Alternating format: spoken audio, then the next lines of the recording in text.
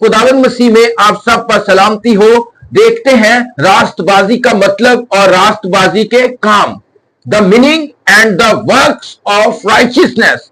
तो राइचियसनेस, राष्ट्रबाजी का मतलब है सच्चाई पर कायम होना, हक पर कायम होना, दयानतदारी पर कायम होना, पाकीज़गी को कायम करना और खुदावंद के लिए अपने आप को पाक रखना। तो राष्ट्रबाजी के जो बड़े काम है उनमें शामिल है दुआ, खैरात और रोजा। खैरात, दुआ और रोजा। और खुदावंद यीशु मसीह ने कहा है कि खबरदार अपने राष्ट्रबाजी के काम आदमियों के सामने दिखाने के लिए ना करो, वरना तुम्हारे आसमानी बाप के पास तुम्हारा लिए कुछ अजर नहीं होगा। तो इसलिए